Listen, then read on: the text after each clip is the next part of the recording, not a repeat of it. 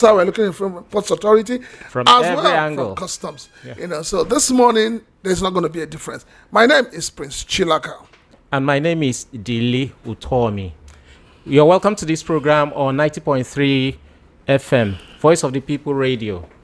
Today, we have a special guest. Like my colleague here said, we deal from all angles of the maritime sector. And today, we are talking about the role of barge operation in the present maritime realities. We have a maritime expert, a guru in the business. He's a barge operator. His name is Chief Nura Wangani. This one that you're adding chief to his name. Okay, he's Alhaji Nura Wangani. He's a maritime expert. He specializes in barge operation. And we are going to talk a whole lot about the importance of his business within the maritime sector. But we have to kick off this program with the issues that made the news in the week. Of course, we know that this week Nigeria celebrated its 65th year as an independent nation. We had our independence way back in 1960 from the British colonialists. And we have been moving on. A whole lot of development has come in over the years. Though some people say that we are not punching within our weight, we are punching below our weight. But I know the future is bright for this country. Yeah. Well, yes, 65 years. So happy 65th independence. I saw a cartoon that really got me laughing, where apparently a woman was carrying a 65-year-old man. And yes, and everybody was like, "Why are you carrying this man?" I mean, on the back? Yes, he should be able to do things himself. He said, "That's how they've been carrying me since I was born." And I felt it hit me hard because it shows the level at which our leaders have taken this country to. Yeah.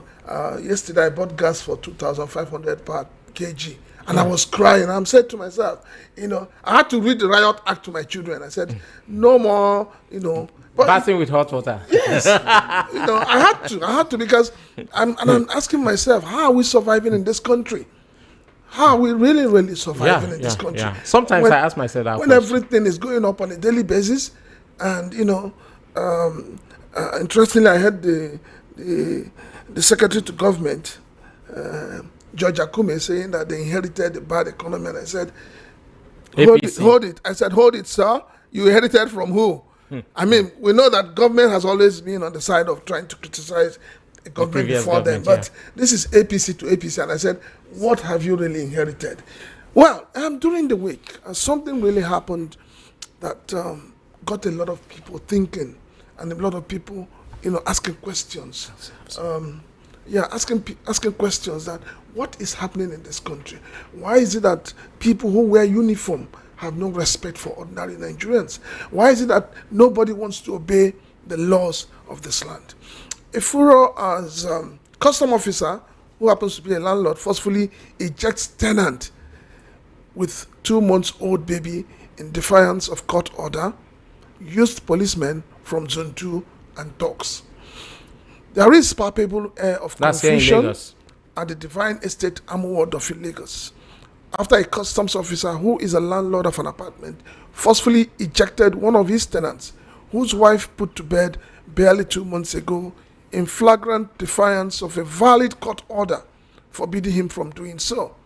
Sources said that the officer, identified as Stephen Gomos, hired the services of officers from B-Ops of the Zonal Command Headquarters, Oniko, Lagos, and talks to carry out the forceful ejection, to the consternation of other tenants and neighbors, adding that while all this unwholesome drama was on, the husband of the nursing mother was not in town.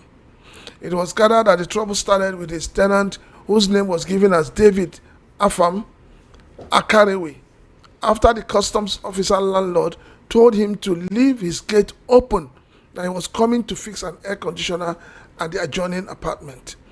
Mr. Akarewe, in response, told him that there was no way he could keep the gates open, that if the landlord was around and wants to carry out any repair works on the adjoining apartment, he would gladly open the gate for him. This response did not go down well with the officer, who vowed to eject him. Subsequently, he served him with a quit notice and later a court summons pasted on his gate to appear before court for Apapa preparatory for his ejection. I mean, this is the height of it. This is the height of it. You know, a nursing mother with 2 months old baby, and you're a custom officer, the uniform you're wearing is put on you by taxpayers' money, and then you use another set of people who are benefiting from taxpayers' money and hoodlums to eject somebody. What kind of madness is this? It's something that I think that the CG of customs need to really, really come into this. Let us not have a situation where those who are meant to implement the law become the abusers of the law. Yeah. Have it there. IMO Secretary General Arsenio Dominguez commends Nigeria's achievements towards maritime facilities in Lagos. The Secretary General of the International Maritime Organization, Arsenio Dominguez, on Friday continued his official 3-day working visit to Nigeria with an extensive tour of major maritime formations in Lagos, underscoring the country's pivotal role in global maritime security and manpower development. The Secretary General, who arrived in Nigeria on Thursday, had earlier met with the Minister of Marine and Blue Economy, Adegboyega Oyetola, and heads of key maritime agencies, followed by a courtesy call on President Bola Ahmed Tinubu at his Lagos residence. On Friday, the second day of the visit, the Secretary General, in company of Minister Oyetola, visited the Nigerian Navy's hydrographic research vessel, NNS Lana, stationed in Apapa.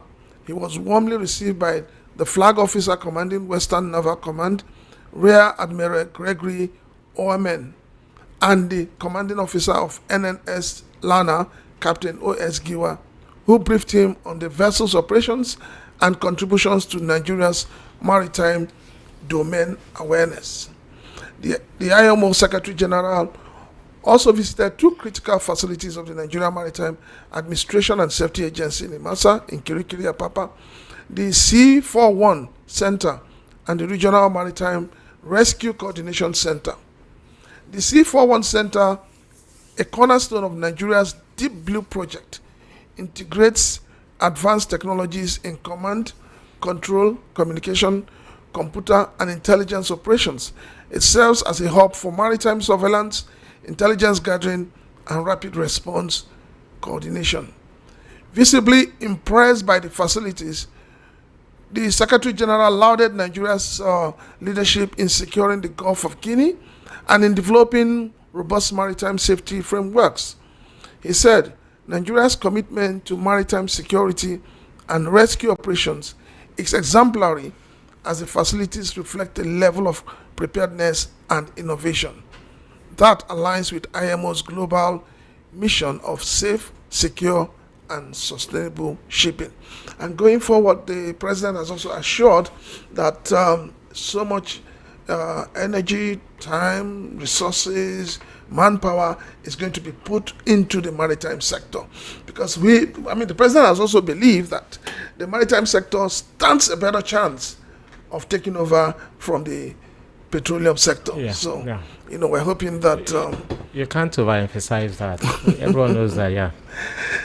ITF kicks against seafarers' involvement in cargo handling, says it's dock workers' responsibility. The International Transport Workers Federation, ITF, has emphasized that cargo handling and lashing are hazardous tasks that must be performed exclusively by trained dock workers to minimize safety risk. The ITF warned that forcing seafarers to undertake these duties not only endangers their safety, but also raises the likelihood of accidents at sea and contributes to fatigue during critical and rest periods after voyages. The ITF highlighted the importance of the Non-Seafarers Work Clause, NSWC, which specifies that cargo handling should be done by dock workers. This clause has been established through collective bargaining between unions and employers to protect both seafarers and dock workers. Forcing seafarers to carry out cargo handling exposes them to danger and increases the risk of accidents at sea on vessels. It also contributes to seafarers' fatigue at the end of voyages, when seafarers should be resting or taking shore leave. I mean, I really don't know why somebody will be pushing for that. Someone that has been in the sea all day, and then you want the person to now begin to lash and all of that. I think we need to do things properly, and I'm happy that this issue is being raised. Can I go on to? Let me read the others. Let me finish this. We've not been served court order stopping enforcement of tinted glass permit, says the police. The Nigerian police force has stated that it has not yet been officially served with the court order halting the enforcement of the tinted glass permit. Recall that the Federal High Court sitting in Warri had on Friday directed the police to put the enforcement on hold and maintain the status quo. Nigerian Navy intensifies border surveillance on Badagry waterways. The Nigerian Navy's Forward Operating Base, FOB, in Badagry has handed over 419 bags of smuggled foreign parboiled rice to the Nigerian Customs Service, SEME Area Command, following a successful anti-smuggling operation along the Badagry-Porto Novo waterways. The operation marks another step in Nigeria's sustained fight against cross-border economic crimes that threaten local production and national revenue.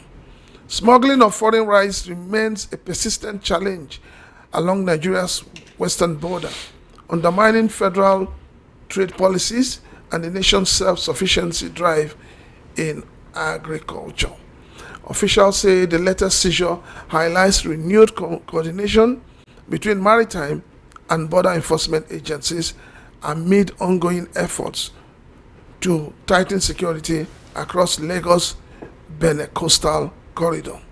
Speaking during the official handover ceremony, Commanding Officer of FOB Badagry, Navy Captain B.O.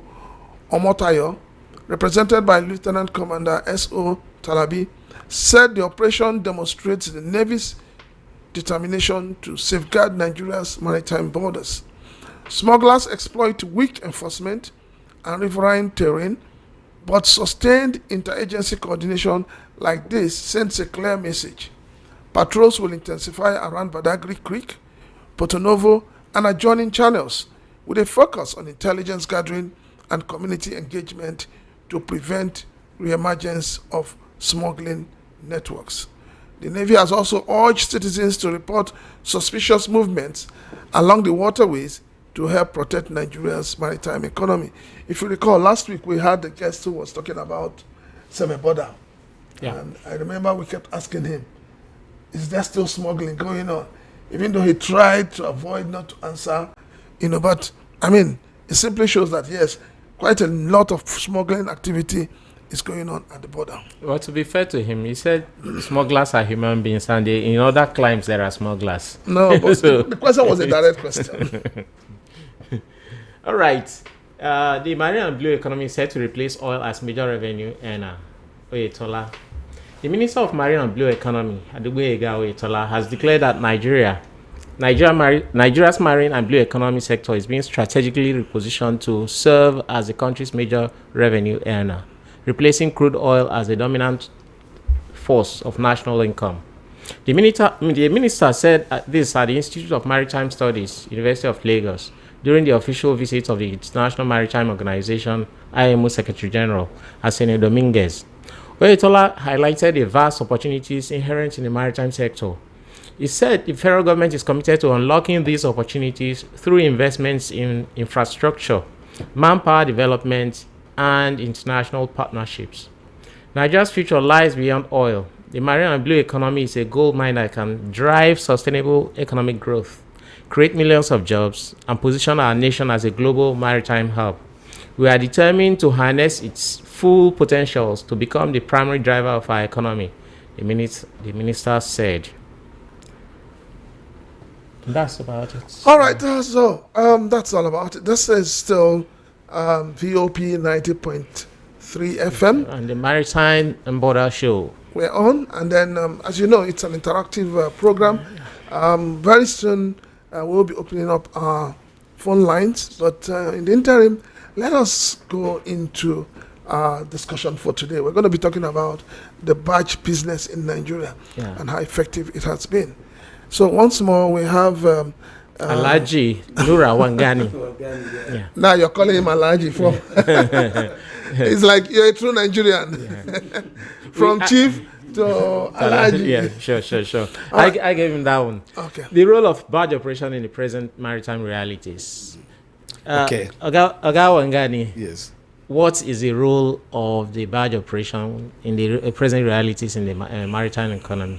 Okay. Good afternoon, my audience this morning. My name is Alhaji Nura Musa Wagani. I'm the Director of Barge Operators Nigeria, Barge Operators Association of Nigeria, and also the MD of Works Integrated Services. No, you're advertising your company. We won't take that, sir. No, we won't take that. All right, sir. So, barge operation has come to stay in Nigeria. It's a mode of transportation that is being practiced all over the world. It's a movement of cargoes through the hinterland with barges, moving of bulk cargoes. So this mode of transportation is being practiced in Asia, in Europe, in other parts of the nation.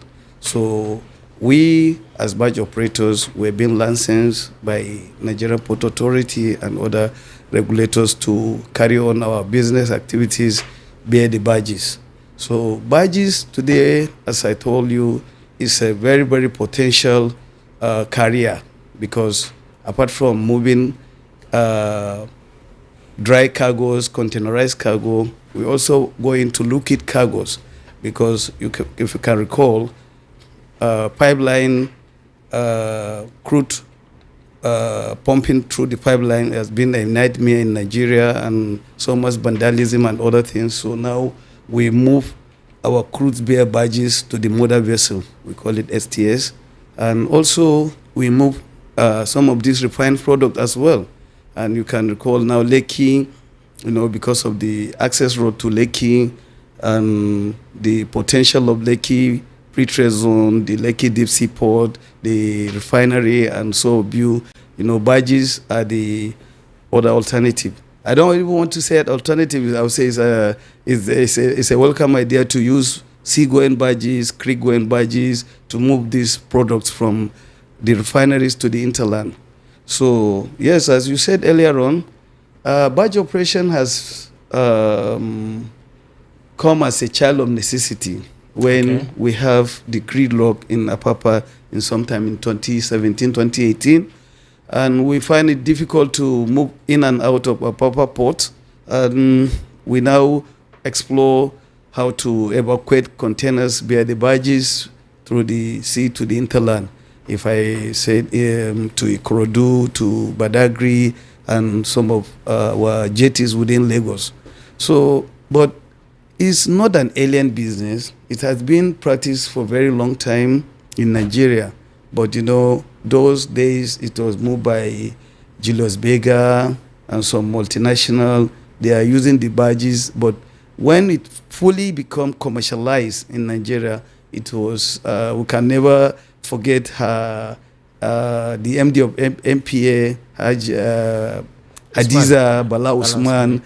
During her tenure, she now flag it up and make it official that we can successfully evacuate our consignment through the barges. And at that moment, government recognized the potential of barge operation in Nigeria. So that's why MPA championed the regulation, they championed the activities of barge operation in Nigeria.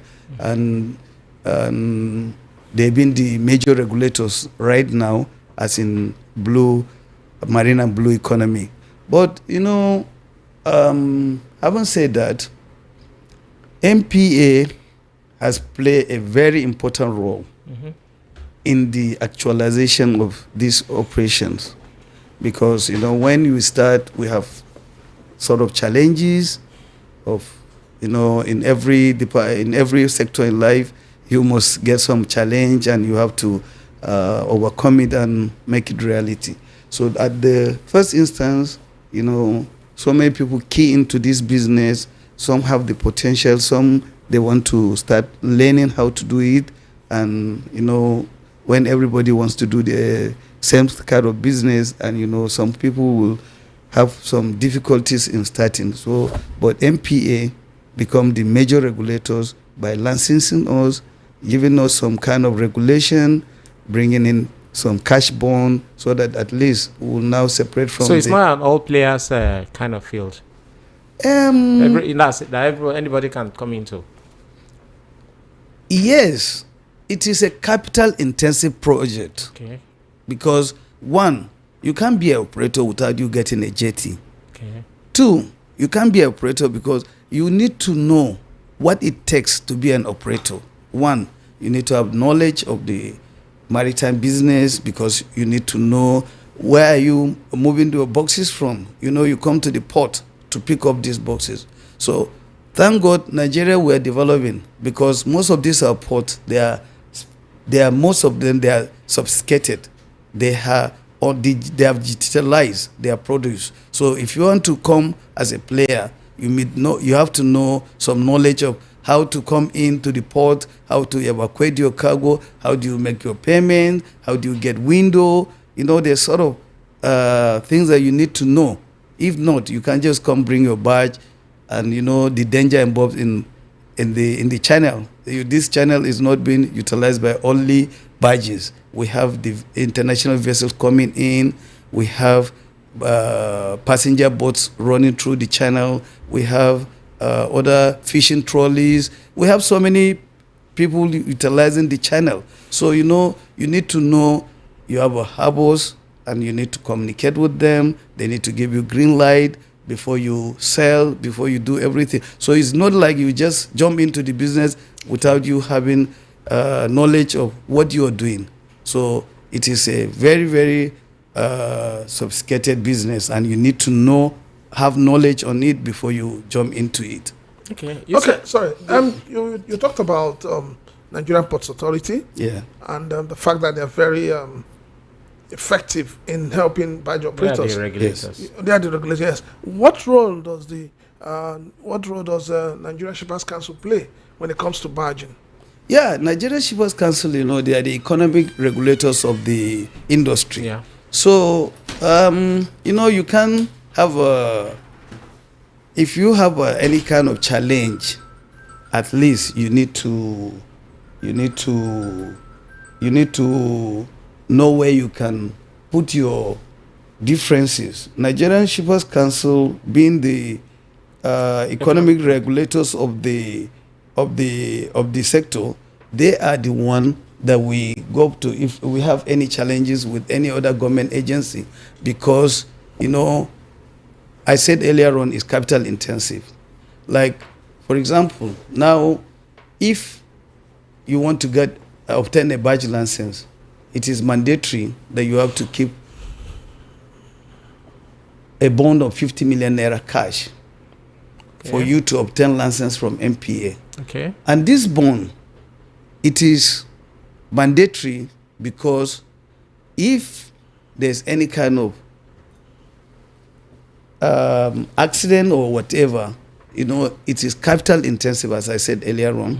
To evacuate your cargo or whatever you have done, or you have break the key wall or whatever you did at the anchorage, this your bond, MPA will use it to either salvage the channel or also to fix some of their pedal or whatever you damage. So these are the requirements for MPA. But we, as an association, we told them that now we are not at the starting point. We have already assumed business and we know the potentiality of the business, and now we have depreciated from the boys to men. Some of them that they came in earlier on, they have known that they have no place there, they have left.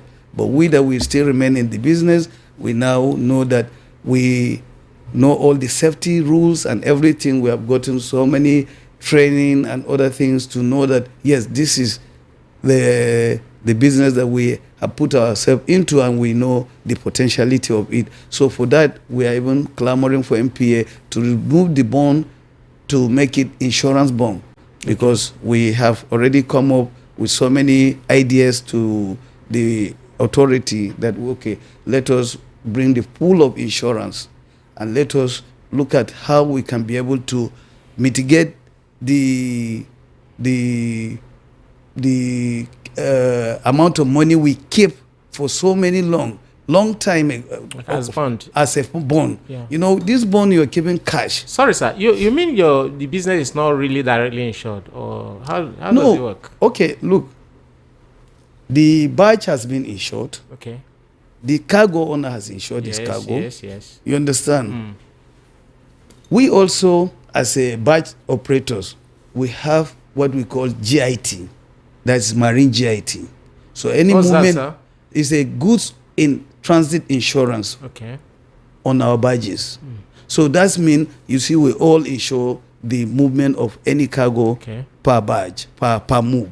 So, but the bond, it is to salvage whatever damage that caused by the operator. Okay. So that's why we said, okay, instead of us tying down 50 million naira for, like Rose say, if we tie down for 20 companies, that's about 1 billion naira. Yeah. So we are keeping this money annually, year in, year out. This money has been kept in the bank and is not going to. At the end of the day, do you get interest on the money? You don't have anything interest. You don't have anything, because you are the one to pay 5% of the this into the bank, because you are not getting any interest. And what we are saying is, if you keep this money for so long, it's not yielding any interest or whatever profit to you, or neither to MPA. The bank, they are the one enjoying the money because you kept the money there. Yeah. So what we are saying is, let us come with full of insurance company, like 12 or 13 major insurance company. Let us be paying them, so that whatever happen, we'll dip down our hands into the fund, so that we can be able to, if there's any kind of accident or whatever, let him come to the rescue, so that this money, we shouldn't be just keeping it for keeping sake. Yeah. Sorry, sir.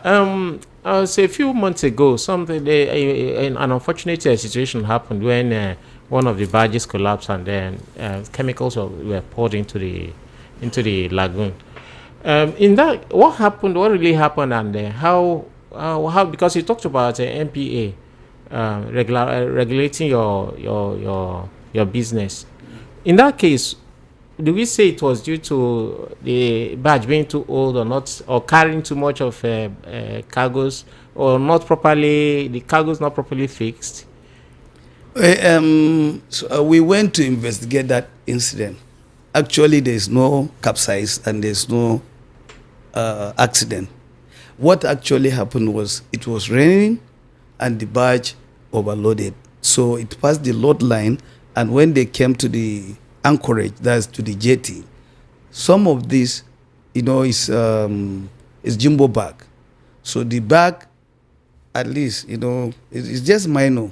But we find out that the barge has not capsized nor have any accident. We went round to check what actually happened. It was reported that the cargo fell into the... No, sir. I think I don't want us to misinform the public. It was on the news for more than 1 week, and at a point they even showed videos where the Lagos State government were trying to salvage the situation. So that same day, the contents of the barge in particular were emptied into the water. That's what I'm saying. We went there. The barge did not submerge. Okay. It did not capsize. It did not capsize. Okay. But the contents, the cargo spilled into the water because it was raining, and it is just slippery. It becomes slippery, and some of the cargo fell into the water. It happened everywhere. Sometimes you are on your way going, you will see some trailers filling up with some of their consignment. So this is a minor thing that happened, and they have been taken care of. So when you say it is minor, I'm going to put a direct question to you. What steps did you or your organization or your association take to ensure that whatever went into the waters does not affect the ecosystem? You see, annually we move these same jumbo bags up to almost 20 to 30,000 metric tons per annum. Okay. You understand? For the past 5-6 years, nothing like this has happened. But this time around, you cannot. We are human. So sometimes things do happen out of control. But we have already told them, and the cargos that they came in, we went to see where they have loaded from and where they have discharged. That's the only incident that happened. And when we came, we find out that the bags, they are not something much. They are very, very small. And But they were evacuated? Yes, they have evacuated because we tell them that the ecosystem need to be clean. So we have already tell the company to salvage it, and they should remove all those ones that they have already littered. So we thank God it happened at the jetty. It doesn't happen at the main sea, but it's at the jetty. So it's easier to evacuate. Sir, what challenges do you face in your business? Okay, a lot of challenges, but even now, what we are looking at, you see, it's a mode of transport. Sure.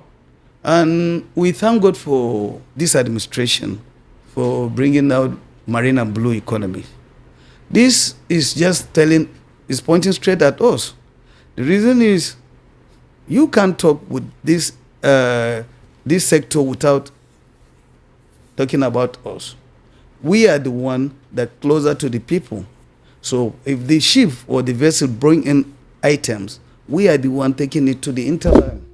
And why I'm thanking this blue economy is that in near future, we are going to start clamoring for a department in the ministry, so that the ministry will give us our own department. We will get our own director. For barge operation? Yes, for barge operation. Because we want to be recognized, we want to be gazetted, we want legislators to know our potential in the economy.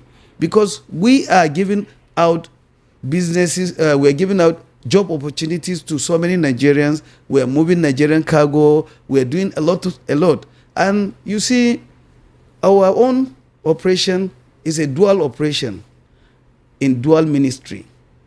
We are in the Ministry of Petroleum, moving in liquid cargoes, and we are from the Ministry of Blue and Marine and Blue Economy, moving containerized cargo and other bulk cargo.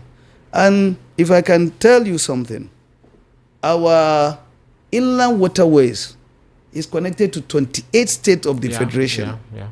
And if we have our own department, and in the ministry has already carved out the budget and everything to us, and we become our sole, we have our own department, we'll start clamoring for building riverine jetties. We will work hand in hand with the NIWA. We'll work hand in hand with the Ministry of Marine and Blue Economy to expand marine and barging operation, because the barging operation has enormous potential.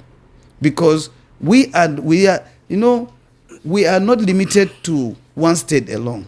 As we speak now, we are moving some cargo to Bayelsa. I moved some cargo to Warri. I have another job coming up from Lokoja down to Lagos. So we have to expand, to open all this potential, to see that this our inland waterways has been utilized maximally, because we have other riverine junctions that we need to also come and talk.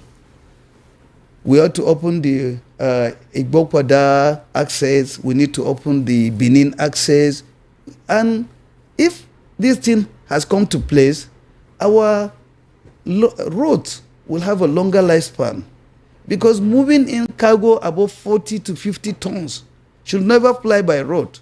We need to move them via the sea or via the inland waterways, so that at least our road lifespan will be because Nigeria, you know that we have rainy season for at least 6 to 7 months in this part of the country, and every time because of this overload cargoes, you can see we are leaving asphalt, we are building cement road just because of the courage, and we are not utilizing the potential that God has given us.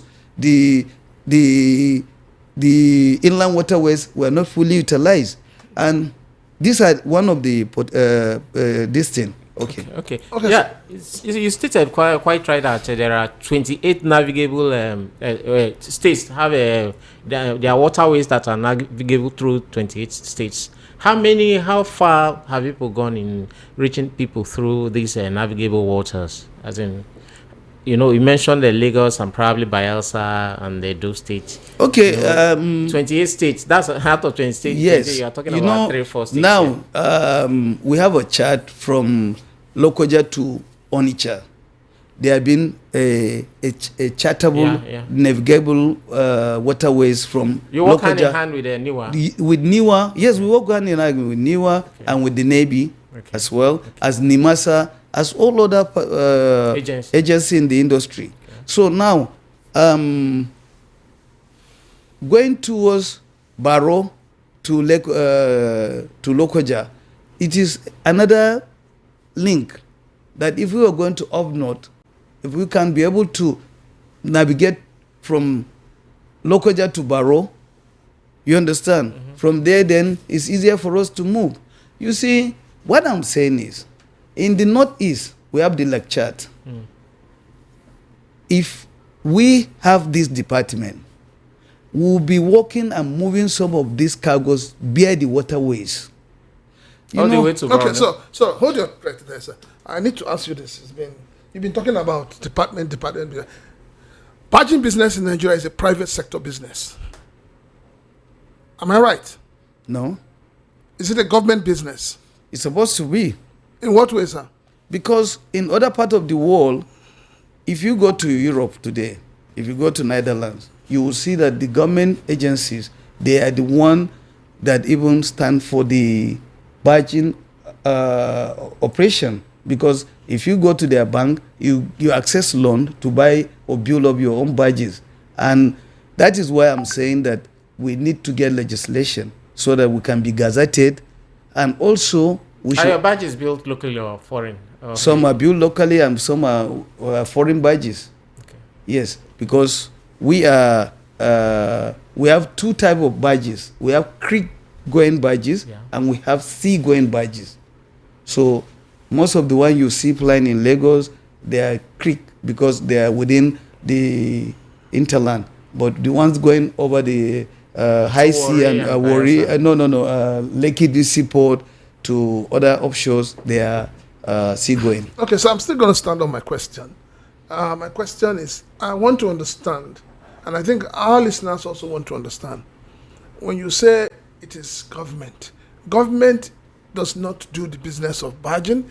I think that what government does is to create a framework, legislative framework for barges to operate. And so far, I think that is in place. But when it comes to movement, getting more people into the industry, it's a private business. So why is it that people are not investing in the business? People have invested a lot in the business. Let me tell you something. The multinationals have seen the potential of doing this business, and they wanted to take over from us. But I can mention few companies now that they know the activities of barging that is very lucrative and they are doing their business. You see, if you want quick money, then marine is not for you. But if you want to have to stabilize in the business, then you make up a lot of money. You said it is private business. Yes, it is private business, but regulated by the government. So government has to come in. What kind of regulation? What kind of regulation do you expect from government? Okay, as I told you earlier on, the regulators now, the craft itself, government must check, is it seaworthy? They need to give you certification because you bring your craft into the water. Then our regulators, that's you call Shippers Council. Shippers Council regulate our tariffs and everything before we do our business. Then NIWA must satisfy our boats before we go in.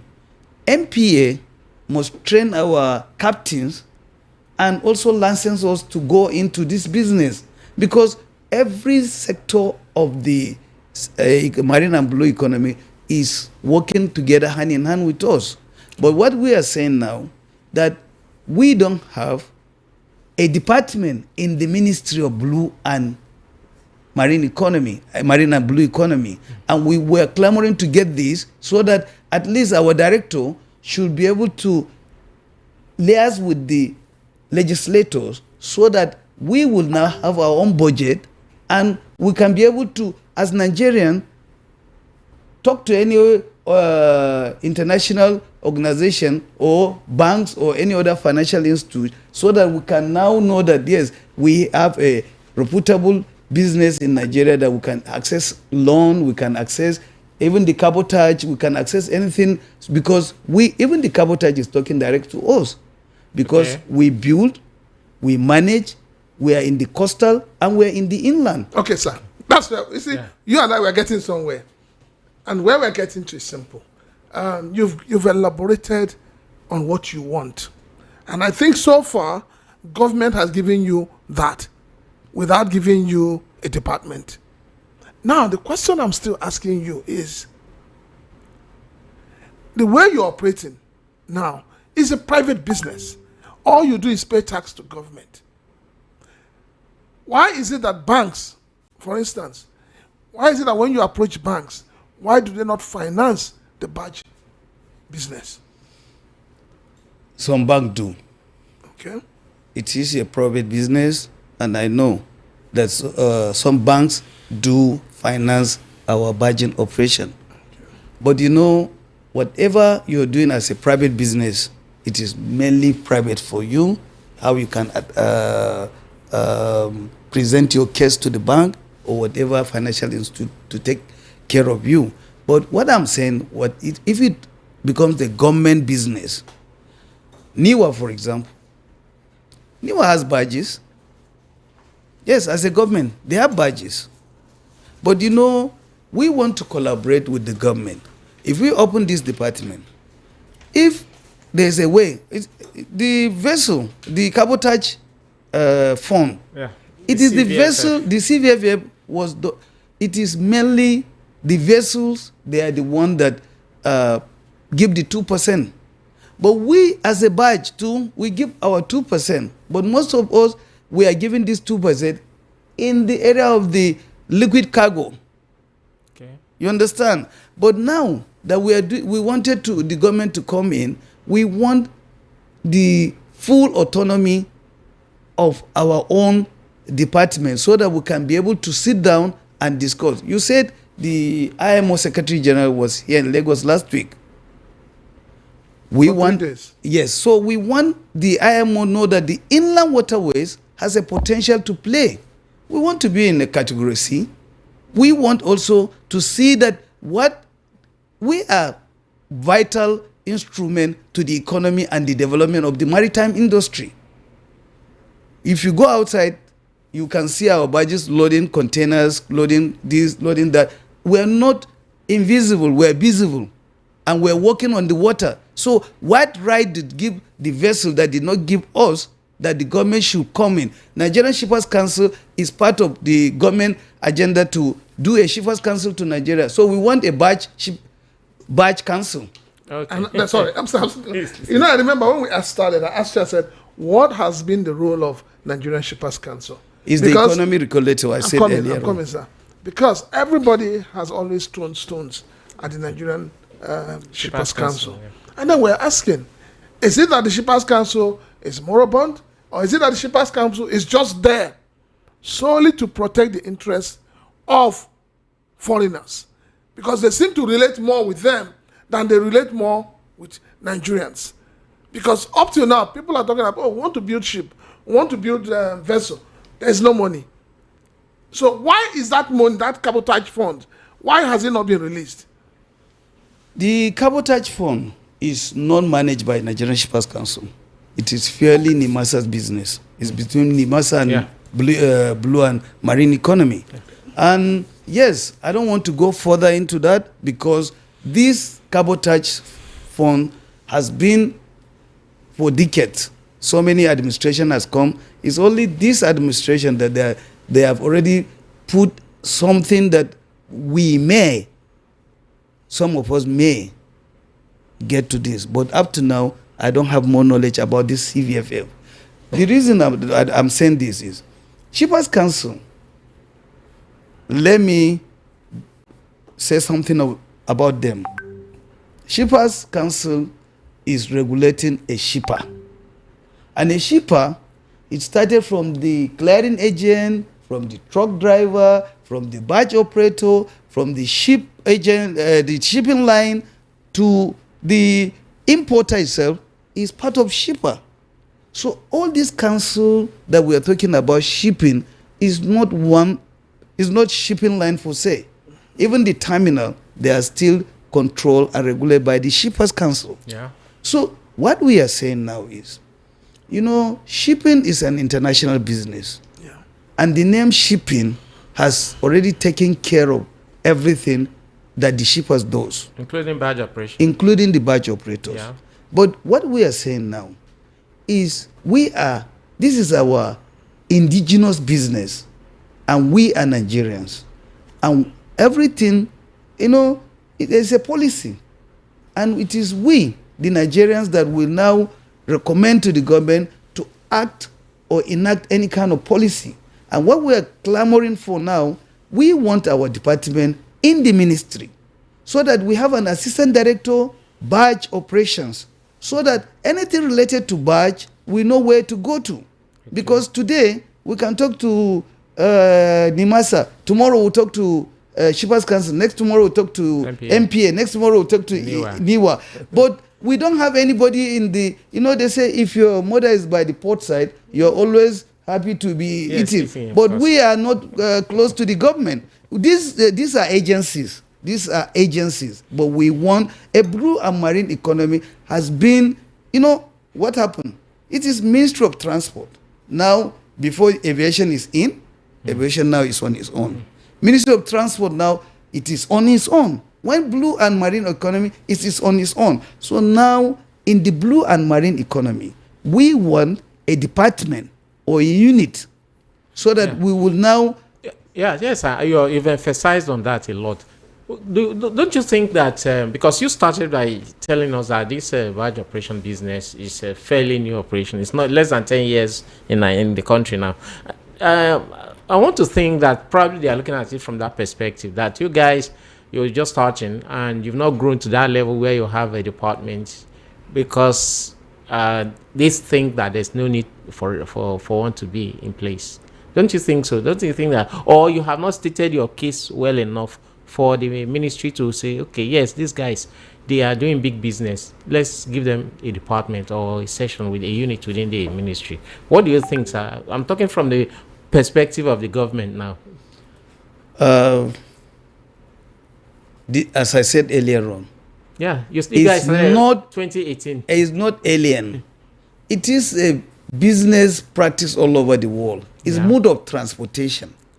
We all travel up all over the world. We see this kind of movement happen in Holland, in UK, in everything, and we travel. And we are looking at them as, these people are organized. This same question that you put, is this so difficult for us in Nigeria to do it the way the other countries? Have you written to the ministry? We have done it a lot. How well have you pushed in getting this department? We have, one thing about Nigeria, I said in my earlier presentation, I said, we thank God for this administration for introducing marine and blue economy. Before then, we've been to the minister, we have seen the minister in several occasions. We have been in the committee. We have been in different fora with the ministry. But this ministry that was being created by this administration, we are now working hand in hand to see how we can achieve that. Because you ask for the challenges, and my brother here says it's a private business. So we look for our money, we get our goods, we do everything, we get our craft, we do everything. But once we allow the government to come in, there's some kind of leverage. There's a kind of, how do I put it, confidence. Okay, let me give you an example. In 2018, we are the pioneer barge operators. I have loaded barge for 64 days because it is not well known to the ports and also the customers. It takes me and then my MD to meet Hadiza Bala Usman to come and plug it up. So with the presence of government, now we have window from the port, okay, and also we have confidence from our customers. You understand? But before that time, people think that we will just go and throw their boxes into the water. You understand? Okay. So they don't have that confidence. But when she came and plugged up, it's on air, and everybody have seen it. We started this in Ikorodu. That was February 2018. And after the flag up, then that is how everybody key in. So you are saying that the safety level of barge operation is high, or probably higher than that of trucking. Is that what you're saying? Yes, sir. All right, let me come in here. Your association, yes, so to say, how do you control on non-members? How do you control? I mean, because you cannot tell me that everybody operating a barge in Nigeria is a member of your association. Those who are not members of your association, how do they get control? Who regulates them? Yeah, regulation is always done by the government. We are association. The only thing, we work hand in hand with the government, and we tell them that this is our members. So whatever happened to our members, we're there for them, and we know the numbers that our members that they are working with us, because we have our data. We know wherever our members are located in this country. But the regulation comes from the government. You know, as I said earlier on, it's a dual ministry program or project. From Marine and Blue Economy, under MPA, NIWA, we have, and NIMASA, we have the mode of operation we do. From the Ministry of Petroleum, okay, we have our tanker barges that they're being regulated and by the Ministry of Petroleum. And we know our members that they work through the ministry. So you see, this association has a vital role to play in this direction, because when something happened in mile 2, you call on us that something has happened. I tell you, we went and checked, and there's no cause for alarm. And as we speak now, we know all our members, and all our members are doing very, very well, and we don't have much challenges for now. Are you saying that everybody operating a barge today in Nigeria is a member of your organization? I'm telling you, as far as I'm concerned, here in Lagos and part of Nigeria, they are our members, because most of, if you can call any name, and I will tell you, as they are listening to it, they are members of BOAN. Okay. Okay, so let me ask, what are the sizes of barges operational in Nigeria now, and what are the anticipated sizes that should operate?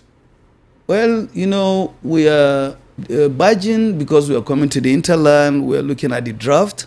So most of the draft that we are looking here, we are looking for flat bottom barges of 2.5, 3 meter draft at most, because we don't want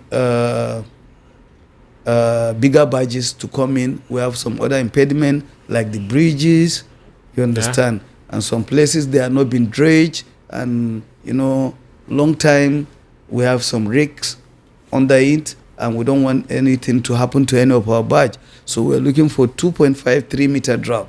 These are the barges that can fly within the interland. But those that they are going on the sea, you can go from 4.5 to 6 meter drop. It depends on the tonnage.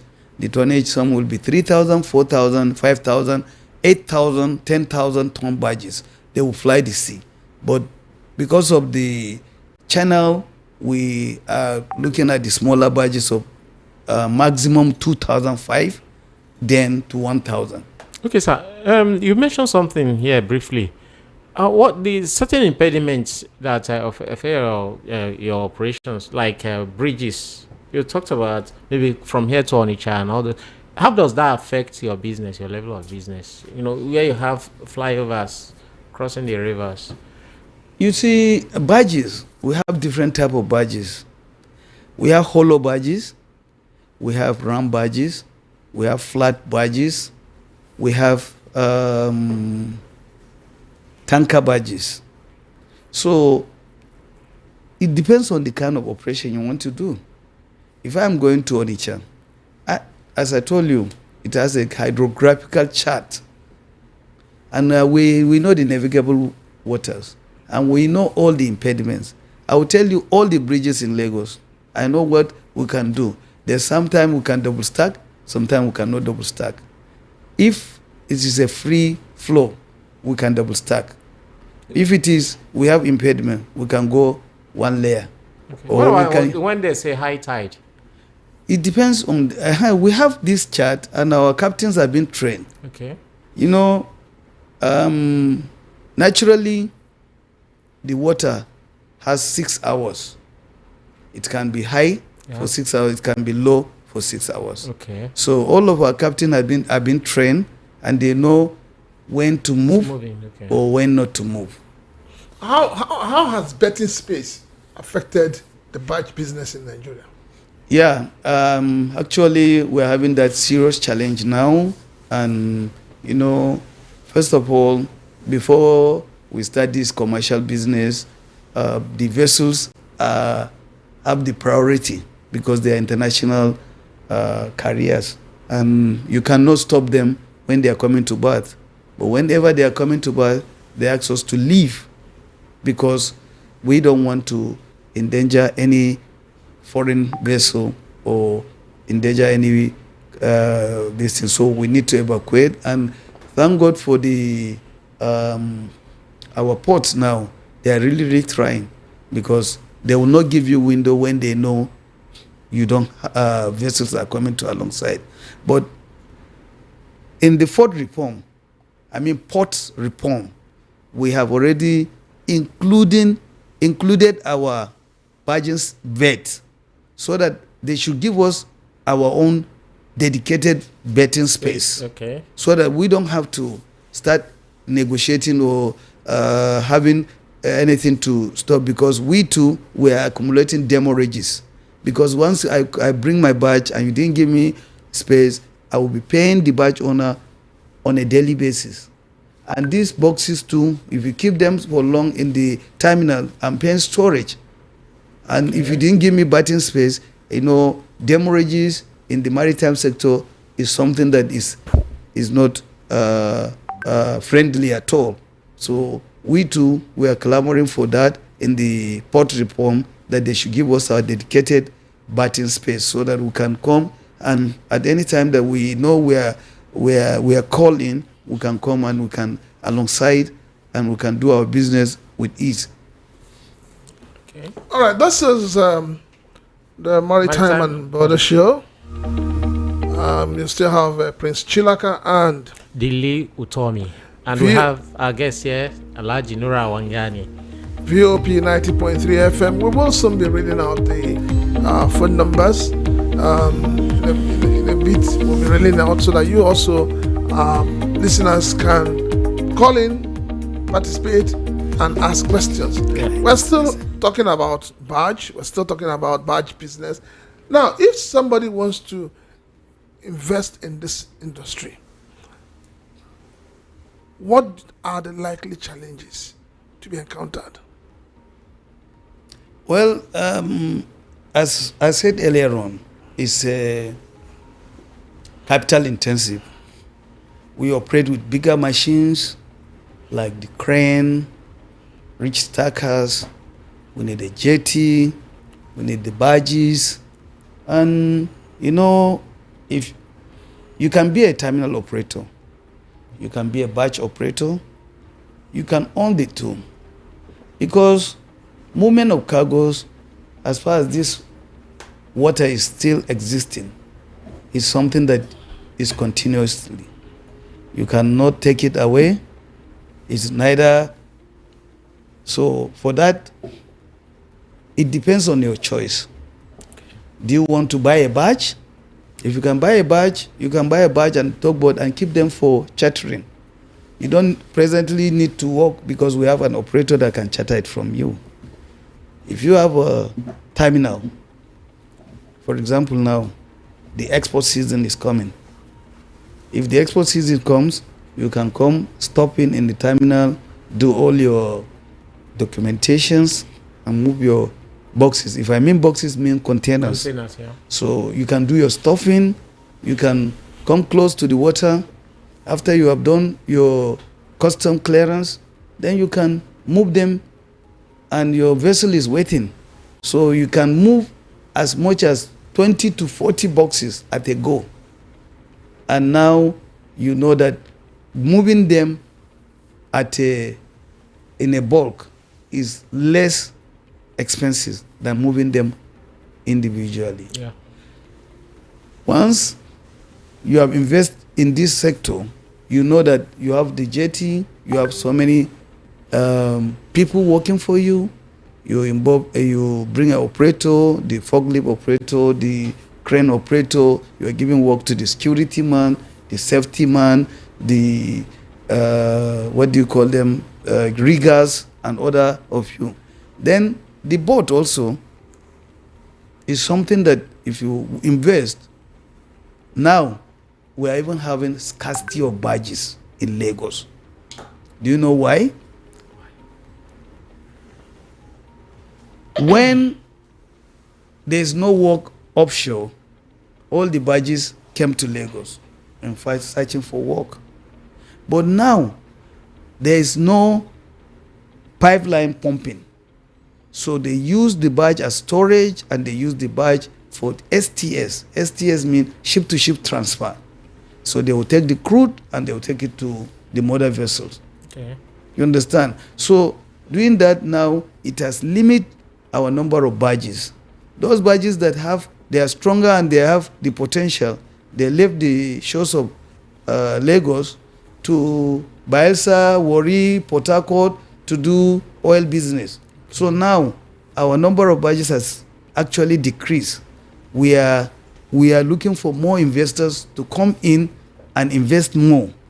So right now the business is kind of booming on the upside. Is that what you're saying? Yeah, it's booming because they pay in dollars there, and here we're paying in naira. So everybody wants to go for dollar. So yeah. All right. This is Maritime and Border Show. Like we said, we're going to be reading out our phone number so you can participate. You can reach us on 0700 903 903 903.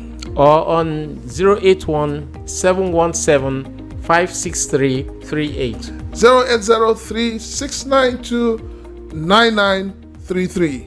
I think I have a first caller. Let me see. Hello. Good afternoon. Good afternoon. Afternoon. Yeah, my name is Dr. Bashir Ambi Mohammed, a practitioner in the industry. You're welcome, I sir. want to first of all commend the effort of the Voice of the People Radio for coming out with this, educative program. Thank you so much, sir. Yes, today I happen to, listen to you while on the steering, but I have to park as well. However, I want to call your attention to remind you once again of the core journalistic ethics concerning journalism profession. First and foremost, I don't think the ownership of our Voice of the People radio would like to establish the radio or the station mainly to castigate unprofessionally. No. No, we're not doing that. Secondly, I'm coming. It is unethical for somebody to be attacking, particularly someone that is not there. If I can, remember, you made mention of Nigerian Shippers Council when your guest was making his own analysis. Then one of you there, is it Chilaka or somebody said, it's like this Shippers Council is not about. It's like they are just protecting the foreigners. But I don't think it's like that, and I don't think it must you be, always seem to be, castigating somebody in his absence. Is it professional? Is it journalism? You and me knows the, implication of sensationalization. We know it is unethical. Must you be the one to be putting words on somebody's mouth? You tried to do it last week when you invited somebody from Semeboda. He told you that no, Shippers Council is visible in his place. Please, has the Shippers Council committed something wrong to you? Don't you obey the government that set them up? Dr. Bashir, sir. If you cannot obey the government that set them up, please obey journalistic rules and regulations. Thank you, Dr. Bashir, sir. But try to adhere to the primary concept of journalism, please. All right, sir. We also want you to come over to this show. No, it's not on the air that you want me to come. Even when you say you want people to come, but you are saying it is people have to pay. Is it not what you told them? No. You said people have to pay. Is it the way to look for money? No. To be castigating people like that? No. To bring somebody on radio, then you have to pay. Okay. If you don't know what to do, go and check. But me, I'm talking, my friend, I'm talking from the angle of the journalist. Being a professional, I'm a journalist as well. I know what you are doing is unethical. Okay, doctor, can I say something? Please, doctor? it's highly unethical. Okay, doctor. It tells me actually, the four role of the classroom that you went. Doctor, please, can you just give us a word so that we can be able to understand each other? It's a dialogue program. Let's. Okay, you see, they are speaking the minds of people, because you can't expect everybody to be in the side of the government. And when they put the question, I have to tell them that, look, these foreigners they are talking is the shipping lines, because so many Nigerians have been talking about Shippers Council in the leverage of the shipping line and all of you, but it's not like that. A shipper is everybody partake in this industry. We know we have led a lot of complaint. We know Shippers Council has come to our aid in resolving so many dispute. That's very good. Demorages, and we know that we cannot take it that away from Shippers Council. They have done a wonderful job. Yes. I am happy you are telling them that station, those presenters there, they have another. Okay. You know what is funny me, because I'm a journalist. Okay, sir. So I can't fold my arms and continue seeing things going wrong. It's not done. It's unethical. Okay, sir. It's unprofessional. Yes, sir. So we really appreciate your call, and let them confirm if the one they are saying is true. Look at the way you defended the issue of jumbo bags that fell. Yeah, they were reported, they remanded, and through there were a series of reports. Yes. That one they say is true. But anytime they wake up from their bed, from the pillow, the Shippers Council want to go on air and attack. They forgot that this Shippers Council has trained guys from rudiment, from grassroots down to PhD level on the issue of mass communication. If we are to go and do face off and face them, it will not be easy, but we need to remind them that what they are doing there is unethical. Highly unprofessional. Well, thank you very much. And maybe still I has to go back to, I don't know. It's a good one, sir, and we really appreciate you for the call. And we also it's unfortunate. Yes. I'm not talking for Shippers Council, but I'm talking generally. Yes. They always attack Shippers Council, attack NPA, It's not done. It's not professional, sir. Sir, you know, this is voice of the people. We listen to people. If I read out the messages people send, you yourself will not be talking. But we try to balance. We must balance. When the listeners, sir, please, sir, when the listeners ask us questions, we are not in a position to answer. When we have somebody here, we will throw the question at the person and let the person answer. It is what the people are asking that we're throwing out. And then we've opened our phone. You'll be listening. You will see the way people will come. So it's a two-way thing, you know. It's a two-way thing, sir. Thank you very much, sir. Have a nice day, sir. I know it's a two-way thing, sir, but I appreciate your effort. But I want you to maintain balance. Balance is one of the rudiments. We will definitely do that. No problem, sir. Have a Stop being sensational. Stop being unethical. Reality based. All right, sir. Have yourself a lovely day, sir. If you are truly journalist, if you are only truly journalist, please. Thank you. Thank you. I know he's been calling since. All right, let's go ahead. Okay, so. You know. Wait. Okay, go on, sir. No. I think he has asked you a question about what it takes to be a barge operator. And you are trying to. Could you just hold on 1 second? Have another caller. Hello, good afternoon. Hello, good afternoon. Please stay away from your radio. I've done that. My name is Alaji Alashe from Maritime.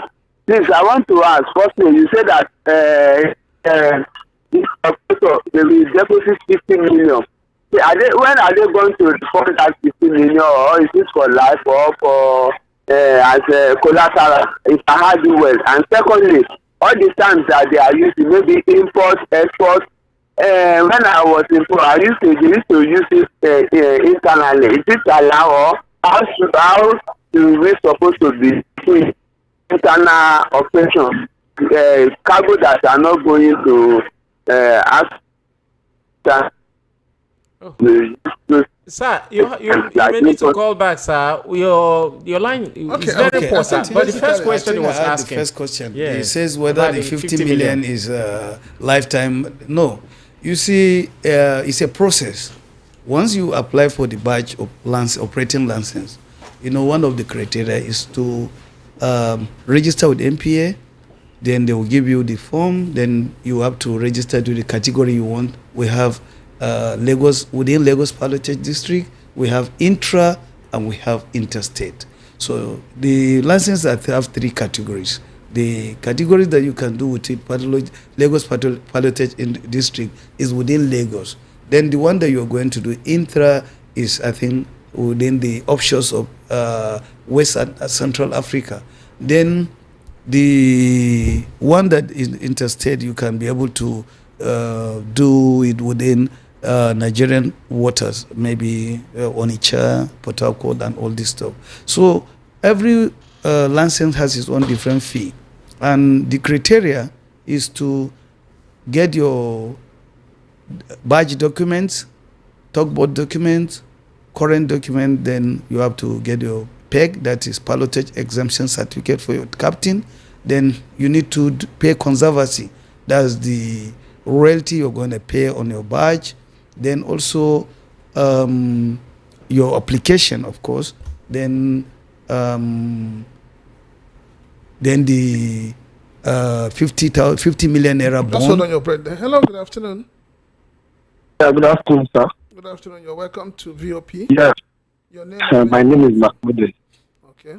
Yeah. My name is Mahmoud. I'm calling from Baghdad. The thing is that when you see, I don't want to just be biased. When you see people that is very good and very supportive of this administration, they will say administration. And my concern, you mentioned my name, you say model. Why is it that this government is not being model? Why is it that everything happened to be, you know, like Lagos? That's my concern.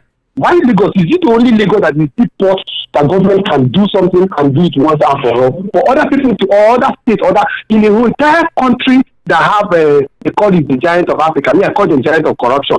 They cannot have standard peace port in Nigeria that can work and everything in channel, everything Lagos, Port Harcourt. You was even you want to mention about Onitsha and Port Harcourt. You can see the voice is low. And when you talk about Lagos, it's being be proud of Lagos. Why must it be Lagos? That's my question. Thank you, sir. Okay. Can I take this? Okay. Okay. You see, my brother, the Most of the shipping operation is done in yes, Lagos. the most of the shipping operation has done in Lagos, and now Lekki Deep Sea Port has come in. Yeah. It's also in and Lagos. This It's is also also in in Lagos. But if you remember, there's the biggest liner came into Port Harcourt One this year, early this year, and a lot of activities is happening in One. And if you see now, they are into Bayelsa. Bayelsa is building a bigger deep sea port as Akwa well. Ibom- Akwa Ibom Akwa Ibom is too. building. Yes, even in Imo, even is it Imo? Is it Imo or Abia? They are also trying to build this deep sea port. The reason is there's a lot of challenges. Yeah. The challenges you are seeing is some of this our water is linked to high sea, while some are within the creek, and within the creek. Before now, we have issue of security. You see, the challenges that they are if you are not in the system, you will not know what actually been our problems. Because if I want to move cargo from here to Onitsha for this thing, for example, we need to consider the high tide when we know that because of the bridges. The impediment of the bridges. Secondly, have they been dredged? Yes, they have been dredged between Lokoja to Onitsha has been dredged, and we have a navigable way that we have been charted. So once if hydrographical department has charted a channel, that means that channel is optimal and is operationally used for commercial purposes. So you see, that is one. Then number two, I personally move a lot of cargo from Lagos to Warri. And I'm still moving to Bayelsa, via the creek.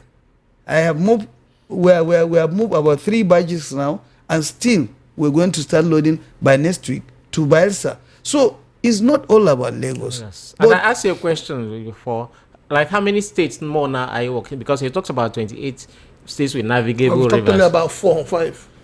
I said waterways, national waterways, inland waterways is linked to 28 states. But it's not all that has the potential of navigation for now. Okay. Because we need to talk with, that's why we're clamoring for the Ministry of Blue Economy to give us our own department, so that we will start working on this state. So, you see, it's not all about the waterways. Do you have a terminal or a jetty that has a crane that can be able to lift your cargo when you get to the other end? You need to understand, apart from moving the channel, we need to know that if you go to the other end, how are you going to evacuate your cargo? Because you cannot even load when you don't consider the other end. To discharge. Yes, to discharge. So these are the part of the things that we want to be legislated, so that we get gazetted, and also we put it into the government policy that we want us to expand the riverine jetties, so that we expand business to your doorsteps. If we've been able to do that, then we'll knock out some of these cargoes via road, so that it will not kill our people, it will not damage our roads. You know, there's a lot of nightmare because you're not traveling by road. If you know what trailers, tankers are doing havoc to our road, we have alternative. But let me tell you the truth. Sabotage. How? Who is sabotaging? How so? Well, you see, I have 100 tankers, we have 100 trucks. If I tell government to do the riverine area, give me jetty and take up all this business, a truck owner will not be happy with me. Of course not. But the truck owner will not deliver to the doorstep.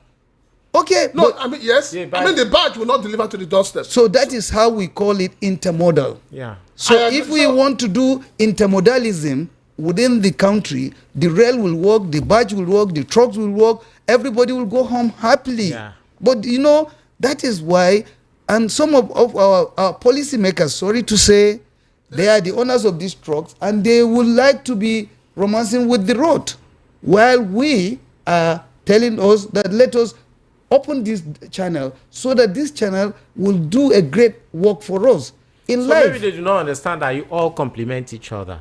you are not really competing in that sense, because you guys don't deliver to the doorstep, but you deliver in bulk more. Yes. So they should understand that you complement each other. You drop somewhere and they pick it up from there. It's just that the road is now shorter rather than being longer. But the businesses, of course, will also grow for each and every one of you if you make it bigger. That is why we are clamoring for this department. Okay, so outside the department, has there been any formal meeting between your own organization, the truckers organization, the railroad organization, and the various ministries? Has there been a roundtable where this issue has been presented? Yes, Shivers Council has done something like that. We have gotten a collaborative meeting within the agency and the stakeholders. We rub minds together. We've been able to talk, but it's not about talking; it's about implementing. So, whose doorstep does that implementation lie? It's the government. So the sabotage is coming from government? No, I didn't say that. I didn't say that. But it takes time. Yes, but it's a policy. Yeah. Whatever you want to do, it is not done just because you said it or because I just talk on radio now and I want the government to do magic tomorrow. They cannot. They have to sit down, constitute a committee, look into it. How do we do it? Then from there we can take up. Okay, let me ask you. So maybe you are not. You guys are not doing hard enough. How many years has the barge business been operating in Nigeria? It's been a very long time practice, but it is come into action when we start getting our licenses in 2018. That is when MPA flag up and we start the commercialized barging for dry cargo and containerized cargo here in Nigeria. Hello. Hello, good afternoon. Your name and where you're calling? Good afternoon, DOP. My name is Mr. Prince. I'm calling in Lagos from Ikoto, precisely. You're welcome, sir. Please, I'm enjoying your program this hour. Thank you so much. You see the man in charge talking. You can see that the man is doing well, but he's defending himself, depending the kind of corruption country we are in. I know he's trying very well. It's a good idea to help the masses and the vehicle on the road and allow our road to last. But the bad ones cannot allow it to work because of their selfish interest. If they want to do that, they will go to Onitsha precisely and they will now arrange to Onitsha government and they will give them a dispatching place where they will dispatch their loads when they leave Lagos. The same thing in other states. It will create a very good environment in the state. But because of the bad supporters, they cannot allow it to get ahead. That is my contribution. May God bless you people there. Thank you very much. Sir, I just wanted to ask you this question. How hard have you pushed in order to, as in lobby, in order for the government people to see things the way you are talking about it now, and then maybe to avert the sabotage that you're talking about? Well, as I said earlier on, it's a capital-intensive business, and for us. Now, I'm talking about lobbying now. In order for you people to be recognized and given a department like you've been clamoring, how well have you done that? We have discussed with the minister. We have made a lot of moves. We talk with the agencies, and anything to do with policy, it has to come from the National Assembly. Yes. Because the National Assembly. That's why I talked about lobbying. Yes. So now,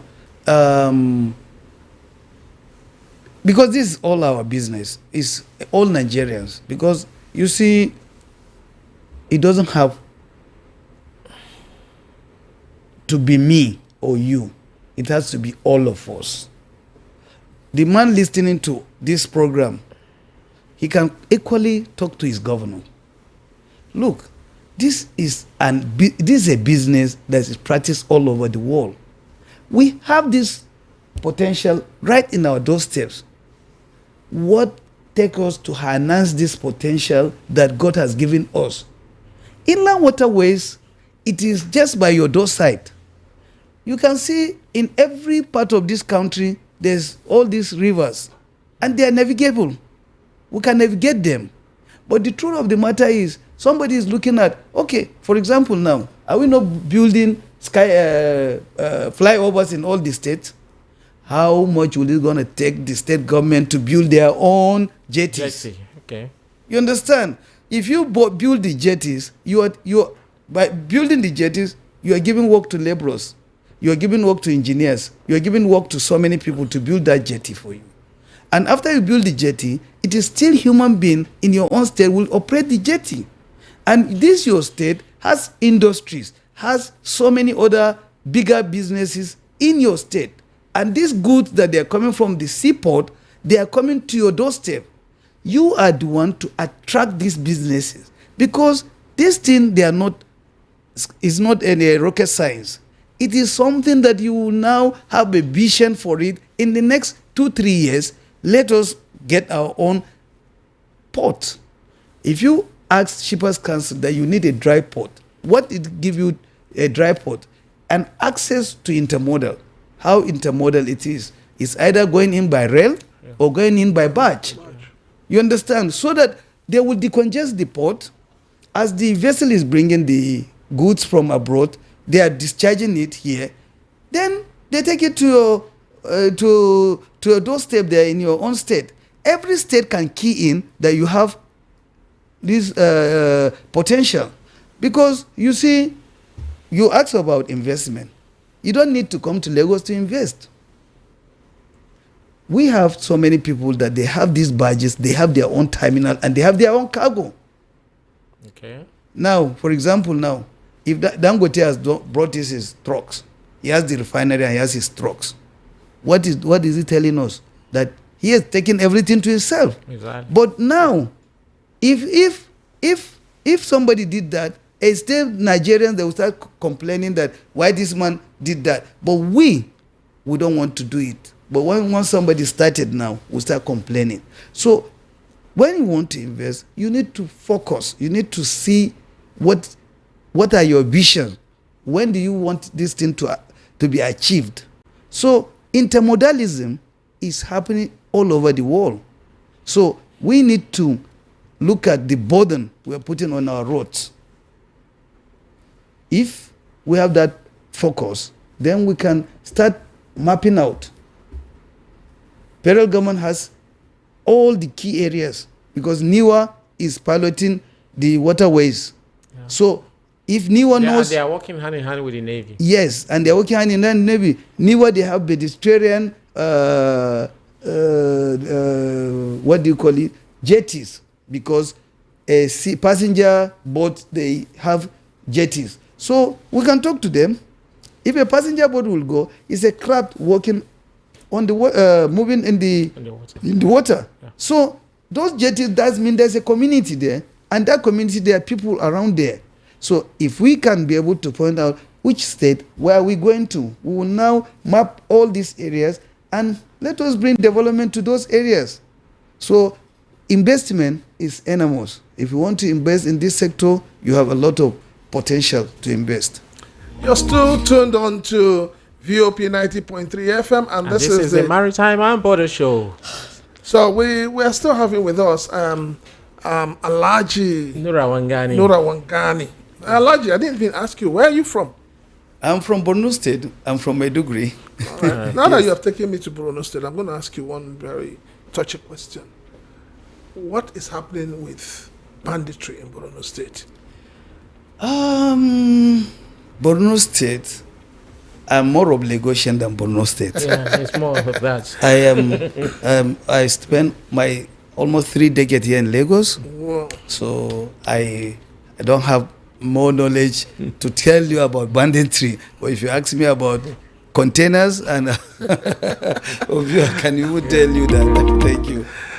All right, so listeners, you can still call in. The numbers are 0700 903 903 903 and 081 717 56338. 0803 692 9933. Maritime and Border Show. So let us continue, Alhaji. I want to ask this. I want us to look at this now. You've talked about what you first perceive as some sort of some people, trying to kill the barge business in Nigeria because they have trucks. And I remember you really talked about Dangote bringing in his own trucks. Now, if everybody in business bring in their own trucks, how do we move forward in the barge business? Well, the sky is, it's just like. Hold on, please. Okay. Hello, good afternoon. Hello, good afternoon. Afternoon. Your name and where you're calling from, please. Yeah, my name is Dr. Bashir Amti, practitioner. Yes, I have a question for your guest.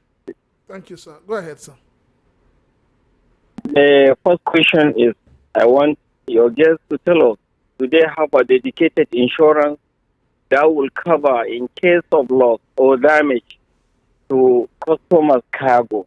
Okay. For instance, if the cargo is taken by a barge from Apapa to Ikorodu, at times they do go through Lekki, and where. Hello. We lost him. Network.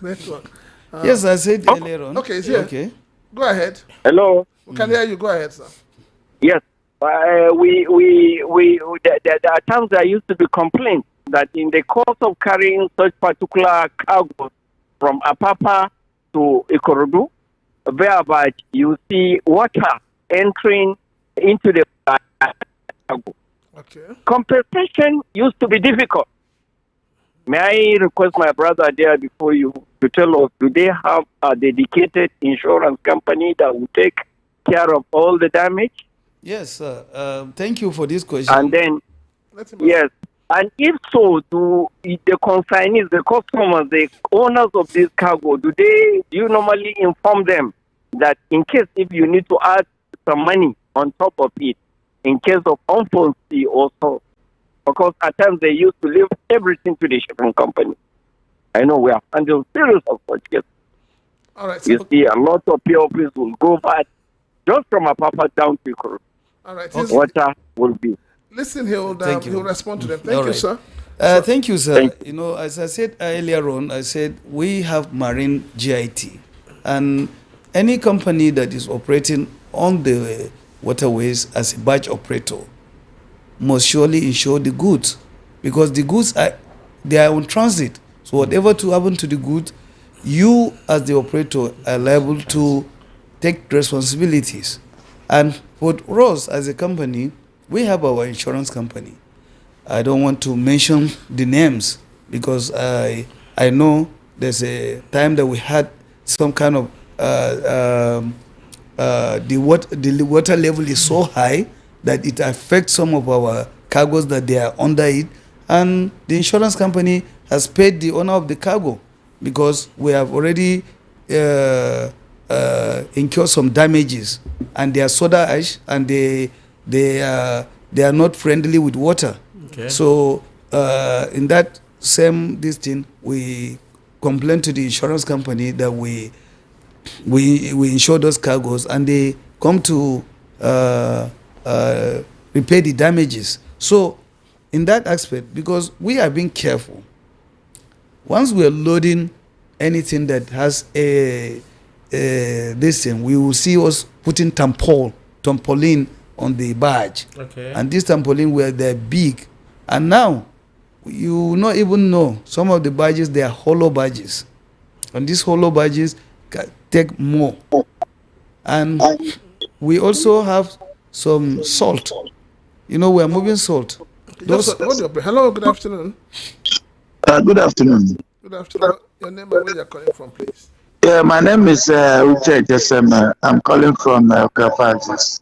You're welcome, sir. Go ahead. I would like to thank all of you for this wonderful expose Thank you, sir. on the topic of discussion. Barge operations. There's an area that I have interest. Okay. All right. And the gentleman that is explaining one or two things about barge operation. Please, I would like to use this medium to also draw their attention to this National Single Window project.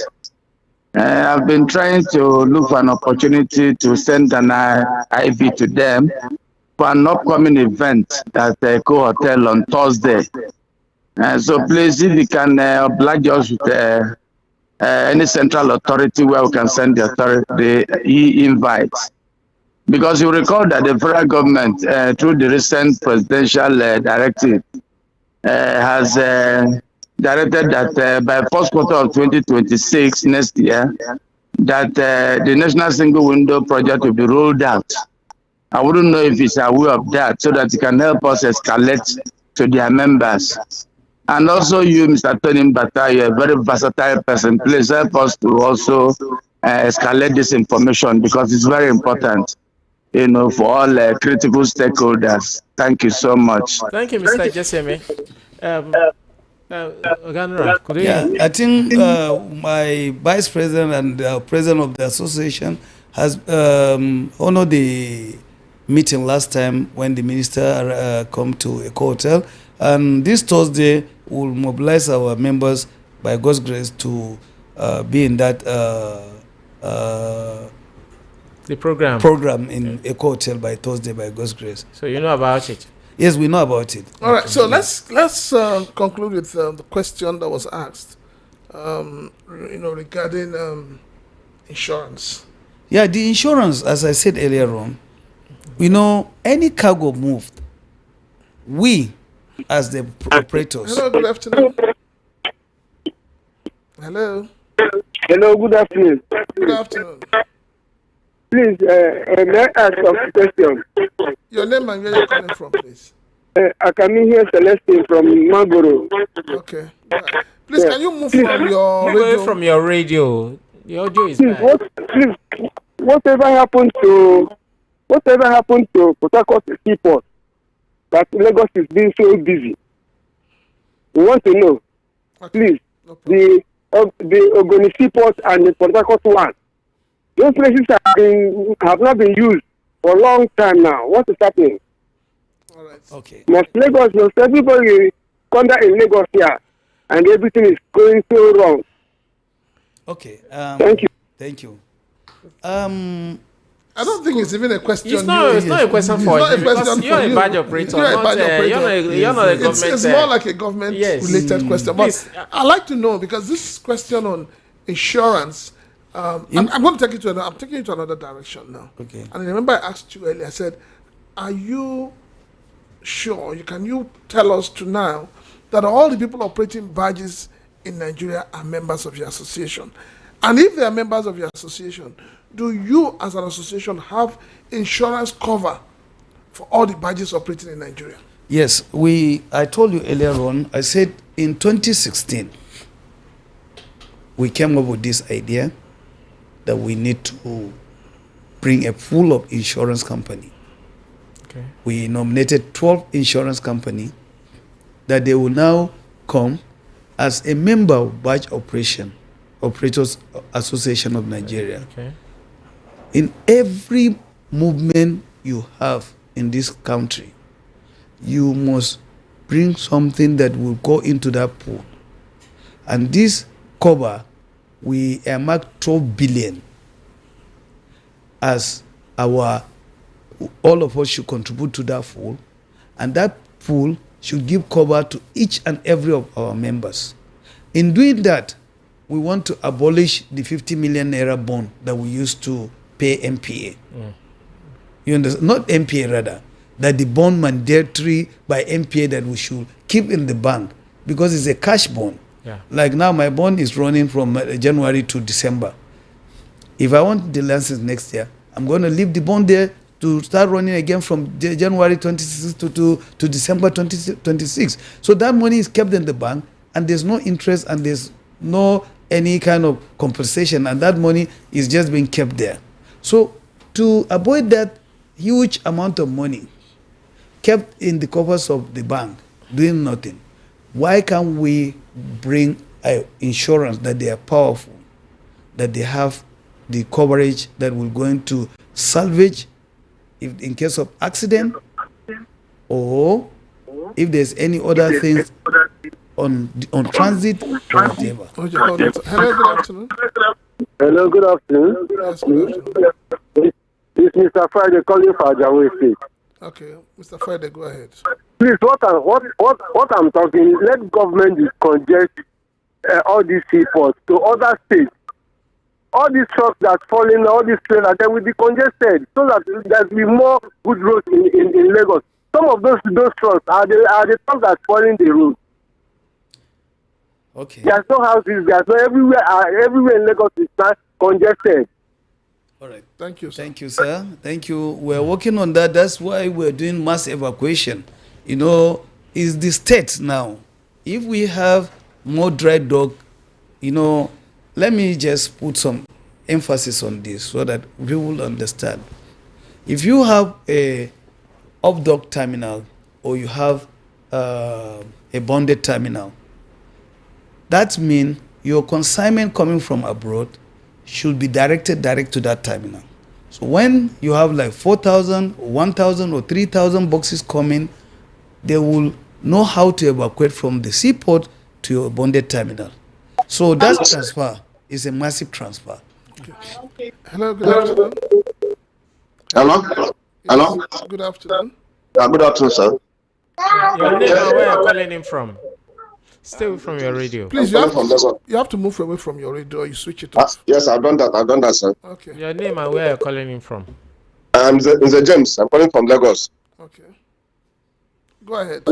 Yeah, why is it somebody from Meduguri is in charge of wharf? Why there's wharf in Lagos? There's wharf. Somebody from Meduguri. Why?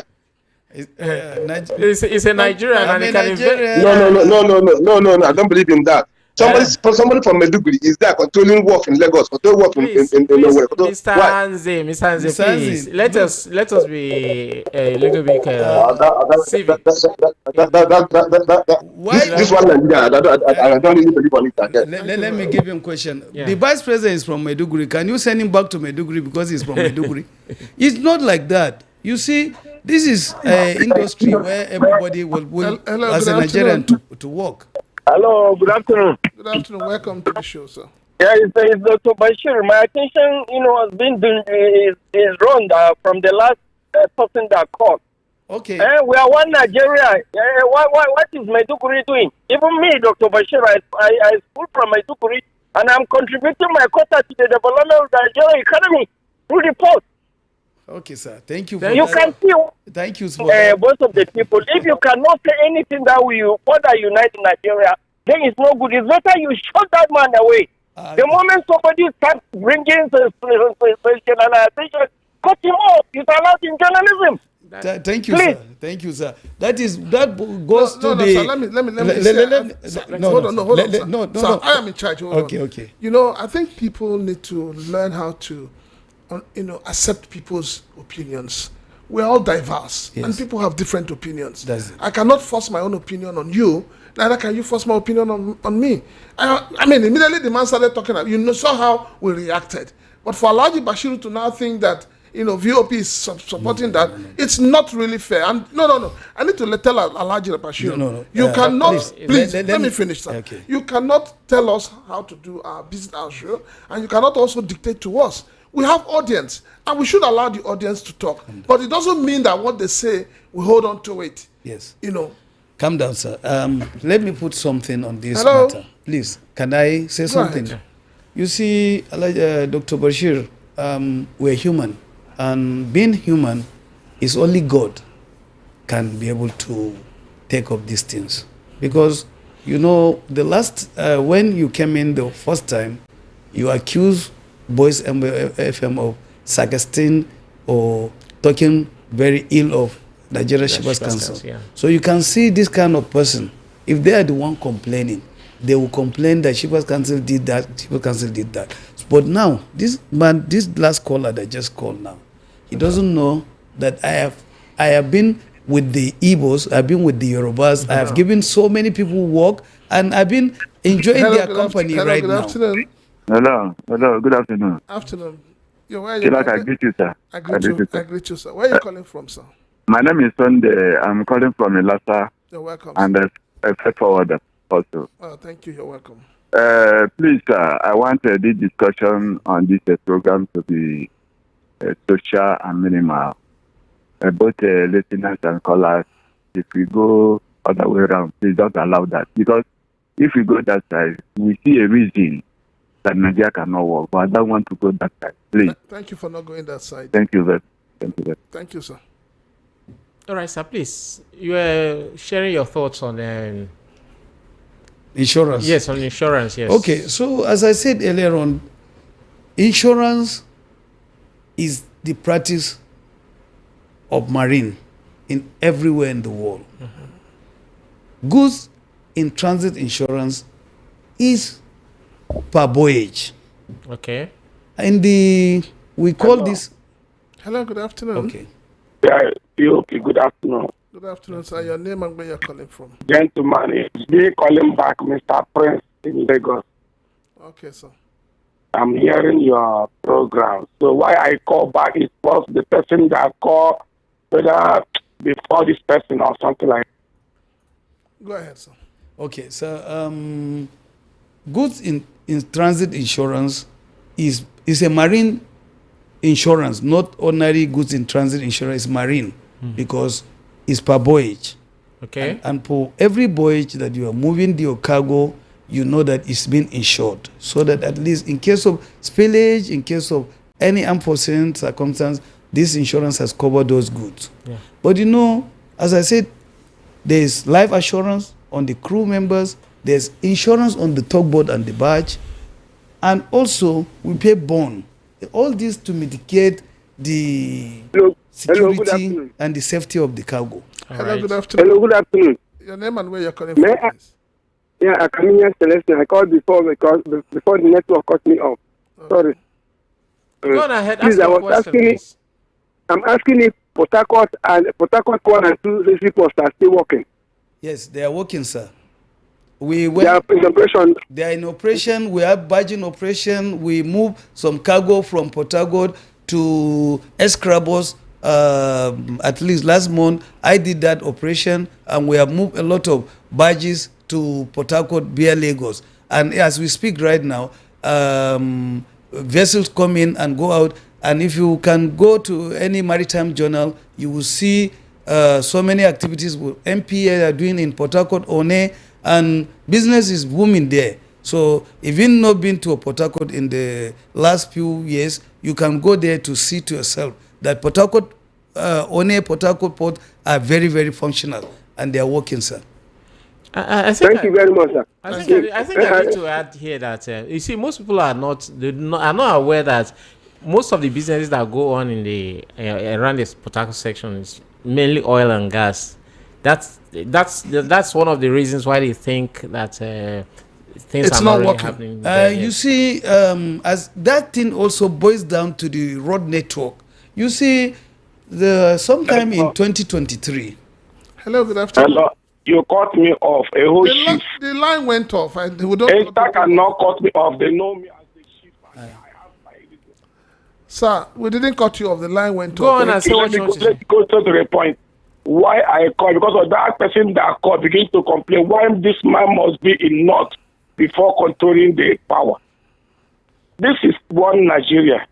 Anybody can take up the opportunity. Thank you, sir. He's doing the right job as a Nigerian to make this work. Let them know the statement about it. Thank you very much, sir. I'm also a chief title man from East. Thank you, sir.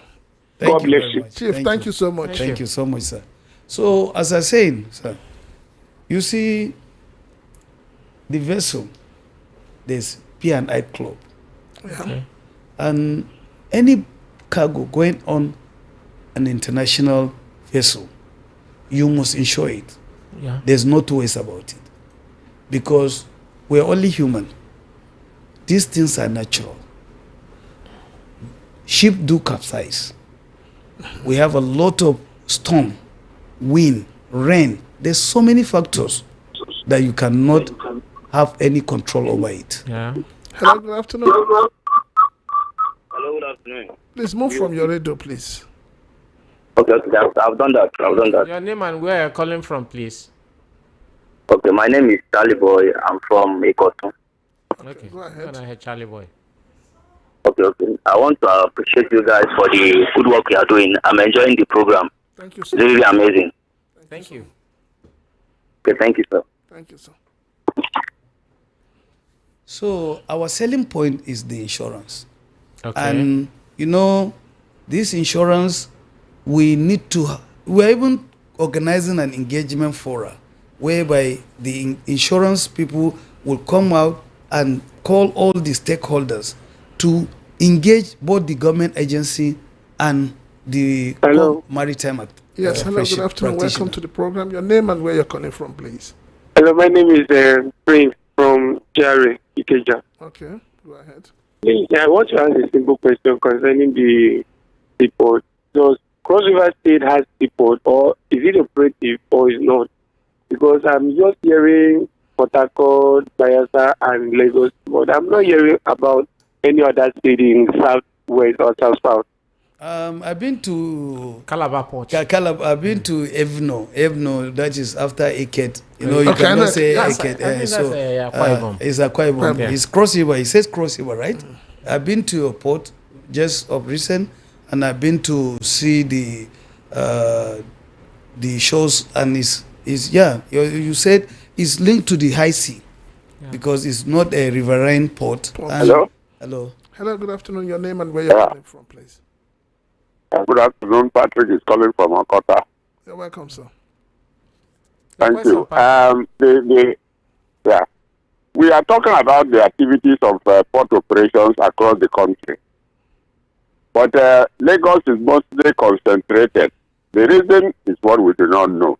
I don't know if our official there in the studio will be able to explain to us why Calabar should be lowly patronized, one of the deepest seaports we have around the country, Port Harcourt, Warri, and all the rest of them.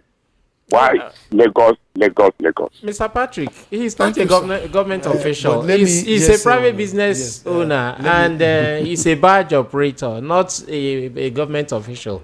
Sir, please, I want to ask you this question. Yes, I want to ask you this question.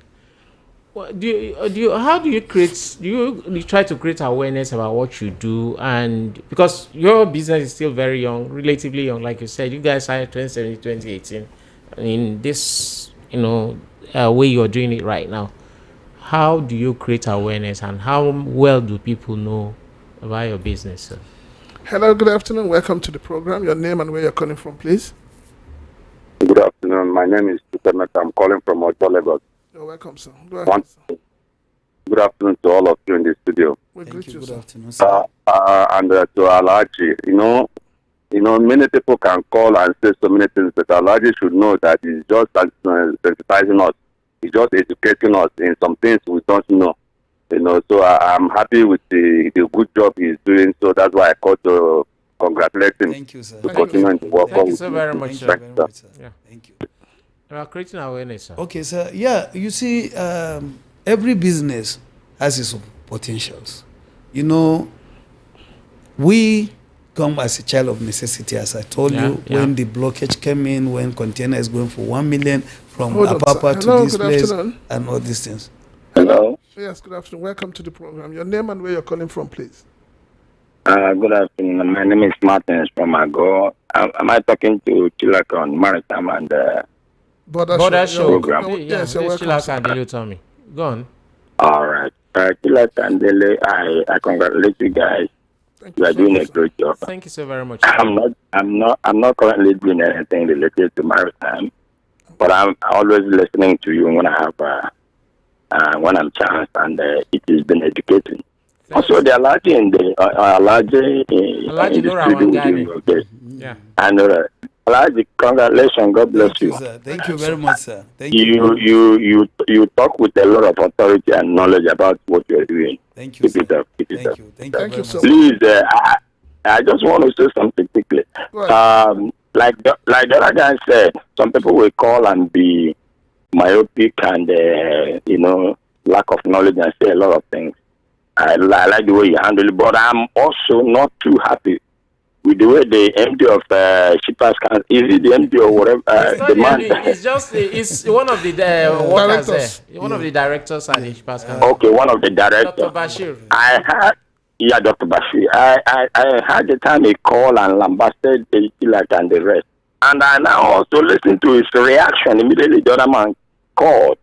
I don't expect something like that from somebody from a high office and knowledge, the way he's responding about issues. And I also believe also, if he comes to do his job, that is also the disposition he's doing. But people should really learn to handle the public. He's not doing it right. I must be frank. But Tilaka, give it up. Thank you, sir. Have a nice day, sir. Okay. All right, we have just 1 minute for 1 you. minute. Okay. 1 minute. In Yes. 1 minute. Yes, sir. In 1 minute. Yeah. Tell me what you would tell anybody that wants to come into your industry. It's an industry that is globally practiced, and it has its own potential. And transportation is an older mode of business, so it is a business where we can be able to showcase our potentiality by moving cargoes in a very safe and accommodative nature. And we want this thing to cut across the whole of Nigeria, so that intermodalism will be something of practice in Nigeria. Thank you very much. Thank you so very much, Alhaji Wangani, for being our guest today. Thank you, sir. Yeah, Thank you. You've been very good at dissecting the issues concerning barge operations in Nigeria. Thank you very much. Thank you, sir. Thank you.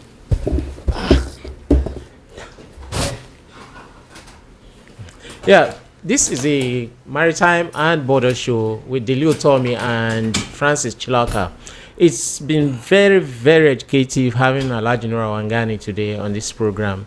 And we continue to bring you experts within the maritime sector to look at issues and make contributions about how to move this sector that is valued at over 90 trillion naira per annum to you every Sunday.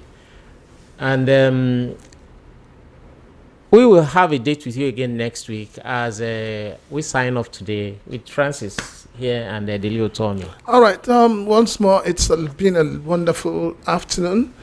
You've been there, and that is why we're here. We're happy that you've found VOP 90.3 FM, the station to turn into for your Sunday afternoon tonic.